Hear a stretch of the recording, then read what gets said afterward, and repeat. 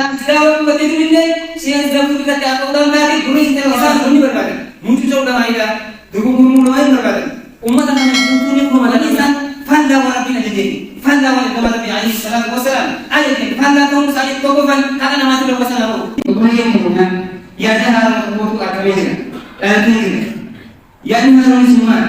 Yo mati haram. Tan jamaah sunnah wal jamaah al-hijab. Kamu ufata salafiyah jamu. Uffatanii deeman isaan sanirratti wanni argamu hojiin isaanii hundinuu kaayyoon isaanii muslima tokkummaa muslimaa addaan ciccuu irratti kan hundaa'e dhaabni sun dhaabni maqaa salafiyyaatiin yookaan abbaatiin maqaa salafiyyaatiin iqwaamtu sun tokkummaa muslimaa ciruu irratti addaan diiguu irratti muslima wal jibbisiisuu irratti addaan baasuu irratti kan ijaaramte kan tokkomtee jechuudha isin isaan sun mallattoo isaanii naamusa namaa keessa seenanii obboleeyyan isaanii ta'anii amatan jedhu tani menamazu arras pun besar nama lagi.